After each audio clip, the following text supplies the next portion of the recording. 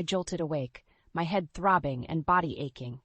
As my eyes adjusted to the dim light, I realized I was in a seedy motel room, lying on a stained mattress. My clothes were torn, and I could feel dried blood caked on my face. What happened? How did I end up here? The ringing of my phone shattered the eerie silence. I flinched, my heart pounding as I fumbled to answer the unknown number. "Did you really think you could take what's mine?" The chillingly familiar voice sent a shiver down my spine. Tyrell, my ex-husband. "What are you talking about?"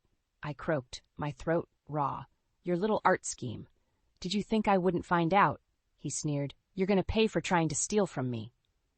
Flashes of the previous night came flooding back. The heated argument when I confronted Tyrell and our son Jace about forging my signature to steal the rights to my artwork. Their cold laughter as they admitted to the betrayal. And then, darkness. I fought back tears, my body aching from whatever beating they had subjected me to. "You're the thieves," I spat. "That was my life's work." "It's my work now," Tyrell said flatly. "You'd be wise to back off before things get worse for you." The line went dead, leaving me alone with my pain and anger. How could the man I once loved, the father of my child, do this to me? After everything I sacrificed to raise Jace alone when Tyrell abandoned us for his crooked business ventures? I stared at my trembling hands, wondering how my life had reached this brutal low point. But a flicker of defiance burned inside me. They might have taken my art, but they wouldn't take my spirit. Somehow, some way, I would make them pay for this unforgivable betrayal. I spent the next few days holed up in a cheap motel, nursing my injuries and trying to piece together what had happened.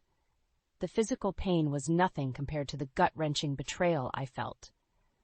How could Jace, my own son who I raised alone after Tyrell walked out on us, turn against me like that? The memories came flooding back of all the sacrifices I made to give him a good life while pursuing my passion for art. When Jace was just a toddler, I worked double shifts as a waitress to pay the bills and put food on the table. In the rare free moments I had, I'd paint into the early morning hours, desperate to chase my dreams, despite the overwhelming exhaustion of single parenthood. I remembered tucking him into bed each night, whispering, "One day, Mommy's paintings will make us rich and happy." It was that hope that kept me going through all the struggle. As he grew older, I scrimped and saved to put Jace through good schools, believing his education was the key to breaking the cycle of poverty. I poured my heart into nurturing his talent for art, the same gift I had tried to cultivate in myself. Yet somehow, despite all my love and sacrifice, Jace still ended up a spoiled, ungrateful brat just like his father. Tyrell had shown up unannounced when Jace was 16, a slick businessman decked out in designer suits and flashing wads of cash. Suddenly, my son's eyes were opened to a world of wealth and excess that I could never provide through my meager art sales. "Your mother's hobby is a waste of time," Tyrell sneered at the time. "Real men make power moves to get rich." Like a moth to the flame, Jace was drawn to the allure of Tyrell's ill-gotten fortune and shady business dealings. Within months, he had moved out and cut off all contact with me, seduced by the promise of money and influence. For years, I tried to reason with him, to make him see the moral bankruptcy of the path he chose.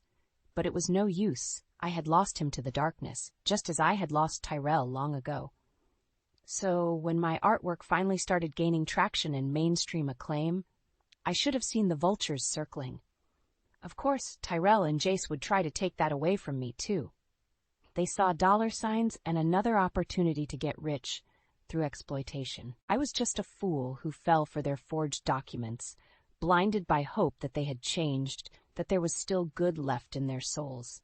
Now I knew better. If I wanted justice, I would have to take it by force. I dialed an old friend's number, a fellow struggling artist who had my back through those lean years. "Rivka, what's going on? You sound terrible." "Jacob, I need your help," I said, my voice shaking with rage. "They took everything from me. My art, my life's work. It's all gone." There was a pause, then Jacob's gruff response, "Tell me what you need. I'm listening." After confiding in Jacob about Tyrell and Jace's unforgivable betrayal, I started putting the pieces together. For months, they had been laying the groundwork to steal my life's work right from under me. It began innocently enough. Jace had reached out about featuring some of my paintings in an upcoming gallery show he was involved with. I was overjoyed at the prospect of finally getting mainstream exposure after years of struggling in obscurity. "It's the least I can do after how I treated you, Mom," Jace had said with fake remorse. "Let me make it up to you." Like a fool, I fell for his act, hook, line, and sinker. I spent weeks preparing new pieces, polishing my craft to its highest level yet. This was my big break, my chance to finally make it as an artist. Tyrell even got in on the act, coming by the house with a bottle of expensive wine. "To celebrate your success," he said with that trademark oily smile. "You've earned this." I should have known something was amiss when he started prying about things like copyrights and representation. But I was so blinded by hope, so desperate to believe they had changed.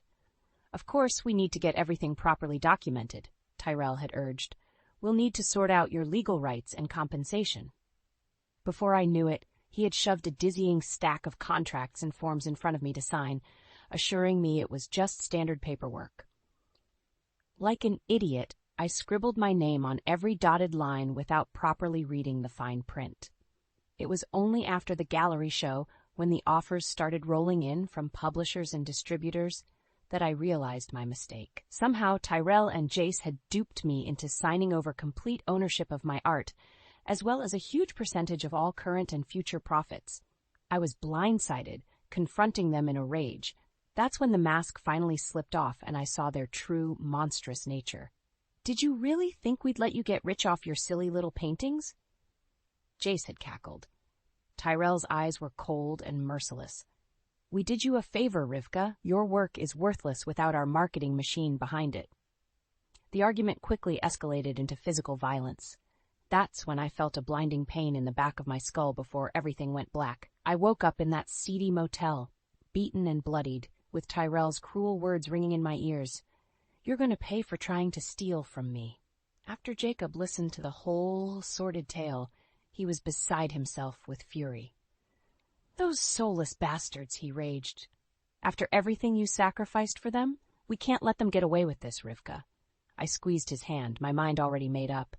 "Don't worry, I'm not letting this go. They'll get what's coming to them." Jacob leaned in, his eyes narrowing. "What did you have in mind?" A slow smile crept across my bloodied face. "Funny you should ask.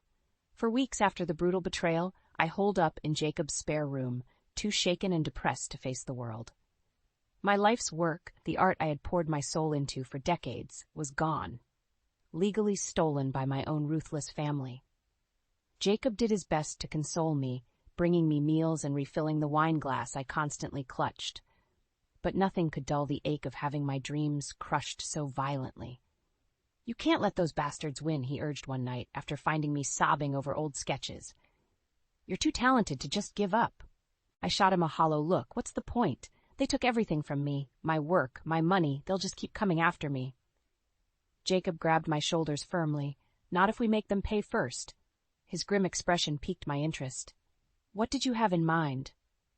"Revenge," he said flatly, gathering every shred of evidence to expose Tyrell and Jacey's schemes to the world.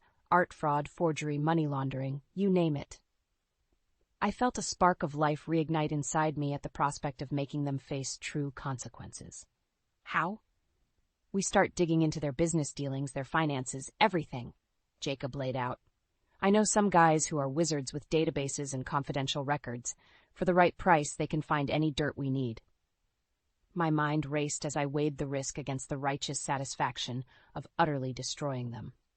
After what they did, Tyrell and Jace deserved to have their lives ruined. "Okay," I said with renewed determination.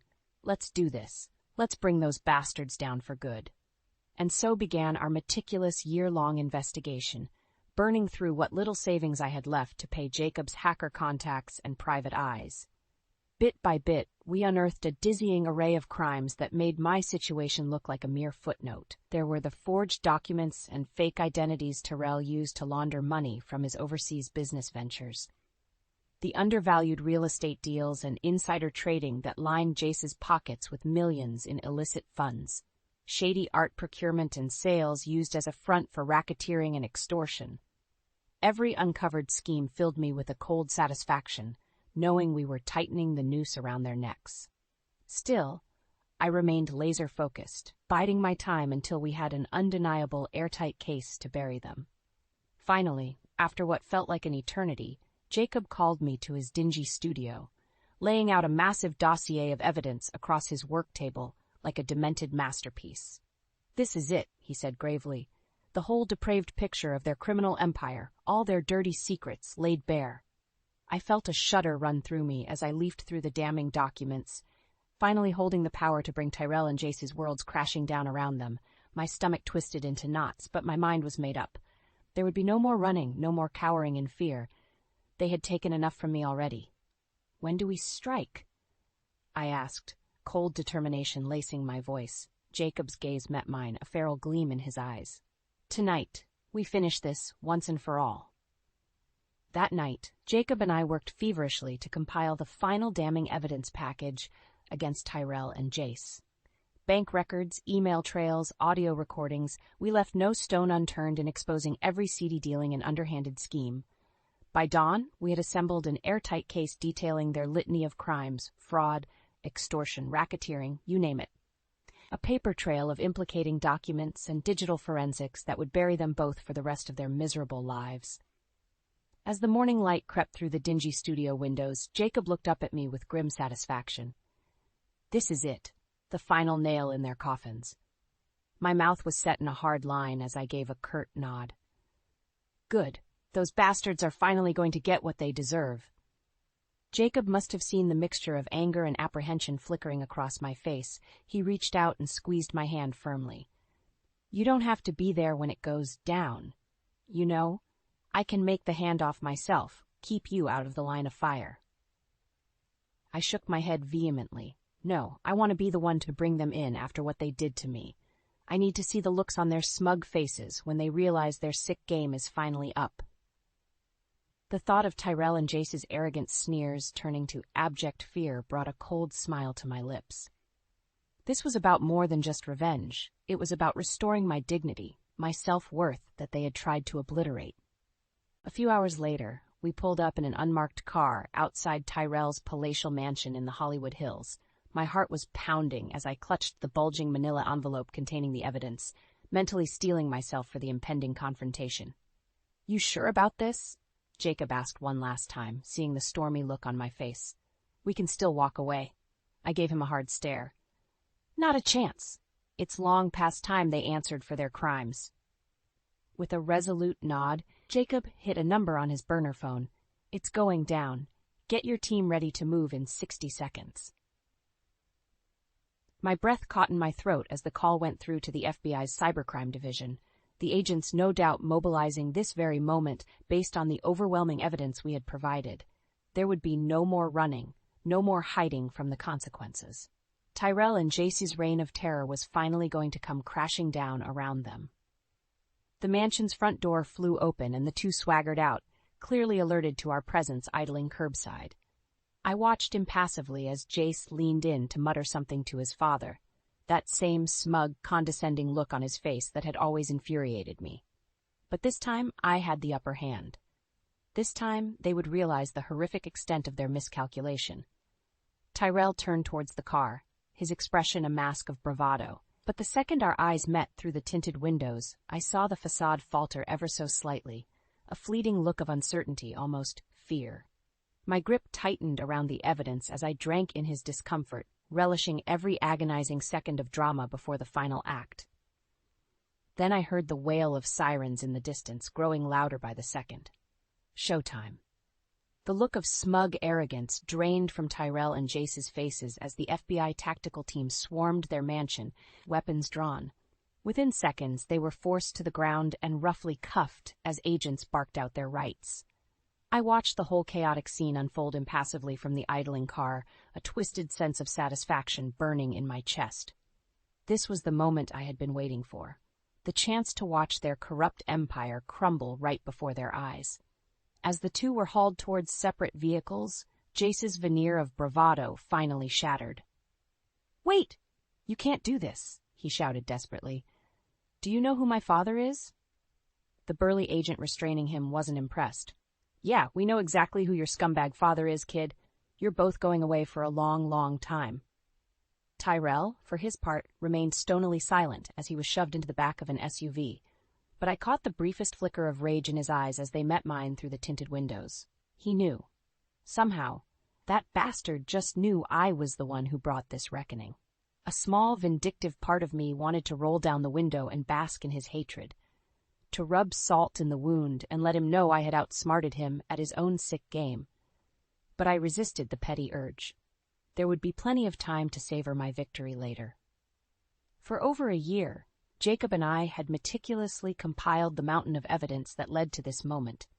Documentation of Tyrell's financial crimes, proof of Jace's involvement in racketeering and extortion schemes, records detailing their fraud and forgeries. It was an airtight, undeniable case that would see them buried under the full weight of the law. As the caravan of vehicles peeled away from the mansion, I finally allowed myself a grim smile. "It's done," I muttered under my breath. "Those bastards are finished." Jacob reached over to give my hand a firm squeeze. "You did it, Rivka. You got your revenge and then some." The courtroom was standing room only for Tyrell and Jacey's sentencing months later. I arrived early to secure a front row seat, wanting to look them square in the eyes as the hammer finally came down. They were brought in separately, led past in handcuffs and prison jumpsuits like common criminals, a stark contrast to the power suits and pompous arrogance they once carried. Jace looked despondent and haggard, the reality of his new life as a convict clearly setting in. Tyrell, however, remained outwardly defiant. As he was led past the gallery, his gaze met mine with heated intensity. His jaw clenched with barely contained fury, the same seething look he gave me that fateful night when this all began. I held his stare, completely unflinching. Let him seethe and rage all he wanted. He had brought this reckoning upon himself with his unforgivable crimes. One by one, the damning criminal counts were read aloud. Fraud, extortion, money laundering, art forgery, and more. The charges piled up in a dizzying litany until the judge finally reached his conclusion. "For your roles in these egregious offenses, I hereby sentence you to 25 years imprisonment with no possibility of parole." I tuned out the rest, watching as the weight of the words visibly crushed Jace. He slumped forward, head in his hands as the reality set in. Tyrell remained stone-faced and rigid, but I could see the truth in the whites of his knuckles as his fists clenched. The once mighty titans had finally fallen, their vast criminal empire reduced to rubble around them. As they were led away to begin serving their draconian sentences, I rose from my seat. Tyrell's eyes snapped towards me, that hateful glare burning straight through me. I leveled him with one final look before quietly mouthing the words, "You're welcome." In the aftermath of Tyrell and Jace's convictions, I found myself basking in an odd sense of vindication and newfound celebrity. Overnight, my name and story had become a national spectacle as lurid details of their criminal empire were plastered across every newspaper and news channel. Rivka Zellman, the artist who took down LA's most notorious father-son con men, the headlines blared. Reporters camped outside my modest apartment, clamoring for interviews and reactions to the sensational court case. At first, I tried to shy away from the media frenzy, still reeling from the emotional turmoil of finally bringing my traitorous ex-husband and son to justice. But my art dealer Francine insisted I leverage the spotlight. "This is the big break you've been waiting for, Rivka," she urged, practically bouncing with excitement. "Everyone is going to want a piece of you and your story. We need to strike while the iron is hot." So with Francine's enthusiastic guidance, I embarked on a whirlwind press tour, appearing on morning talk shows, attending glamorous gallery openings, and giving countless interviews about my journey from struggling single mom to avenging art world hero. The more I relived the sordid details of Tyrell and Jacey's crimes, the more defiant and emboldened I became in sharing my truth. I described in brutal honesty the heartbreak of their betrayal, the physical and emotional trauma they inflicted upon me to steal my life's work. With each public retelling, I could see the embarrassment and shame rippling through the wealthy elite circles they once inhabited. Socialites and moguls who had gladly associated with the Zellman family now averted their eyes whenever my name was mentioned. It didn't take long for their vast fortune and business holdings to be picked apart by investigators and creditors in the wake of the convictions. Their assets were seized, their properties and investments liquidated to pay restitution and back taxes on their ill-gotten gains. Within a year, the unscrupulous real estate empire that Tyrell had built through kickbacks and fraud had been gutted. JC's venture capital firm and its shadowy portfolio of startups were exposed as glorified money laundering fronts. And at the center of the feeding frenzy was my art, the work they had once tried to steal and exploit for profit. Now it had become the ultimate symbol of their undoing, a scarlet letter they couldn't escape. My first big solo exhibition in downtown LA was a circus. Reporters and camera crews jostled outside the gallery alongside mobs of curiosity seekers, all desperate for a glimpse of the paintings that had sparked the Zellman family's downfall. I'll never forget the sight of Tyrell's leering face glowering at me from the front pages as I stepped through the media scrum in my sleek designer gown. Zellman art scandal convict denounces betrayal by ex-wife, the headline mocked. Inside, the energy was electric as a who's who of the LA art scene sipped champagne and gawked at my provocative new works, many depicting shadowy figures or personal demons inspired by my tumultuous journey. The premiere piece, however, was an immense triptych portraying a stylized image of Tyrell and Jace themselves. Their twisted, grotesque forms bathed in searing oranges and reds as they clawed futilely at stacks of money and legal documents, their faces contorted into masks of anguished greed. I could feel their hateful stares burning into me as socialites posed for photos in front of the garish, unavoidable centerpiece. No matter how hard they tried, my vengeful magnum opus would forever be inextricably linked with their ruination in the public consciousness. By the end of the opening night, the entire exhibition had been purchased by private collectors for a staggering sum, more money than I could have ever dreamed of back when I was a struggling artist. As I made my way home that night, I couldn't help but feel a profound sense of triumph, both professional and personal. While Tyrell and Jace sat behind bars as disgraced pariahs, I was thriving and blazing an inspirational path as a celebrated artist. My revenge was complete, and this was only the beginning. Years later, I stood in the sprawling courtyard of my seaside Malibu estate, surveying the landscape with a deep sense of satisfaction.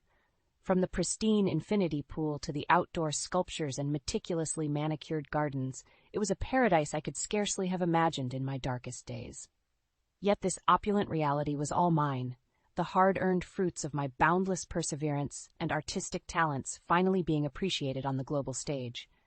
The path here had been brutal and uncompromising, a gauntlet forged in the fires of unimaginable betrayal.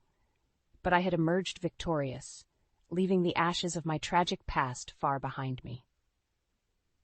As I sipped my morning coffee, I couldn't help but think back on that fateful day when my world imploded, when the two men I had loved and sacrificed everything for revealed their true, monstrous natures. Tyrell and Jace had finally been released from their lengthy prison sentences, though you wouldn't know it from their current destitute states. Every ill-gotten penny had been stripped away, their reputations permanently ruined by the lurid criminal convictions. Once, they had reveled in ostentatious displays of wealth, opulent mansions, luxury cars, bespoke suits, and jewels, all bought with money swindled through forgeries, fraud, and exploitation. Now they were reduced to Skid Row vagrants, groveling for scraps of their former glory. A cruel part of me relished their downfall, though I never would have wished actual homelessness on them.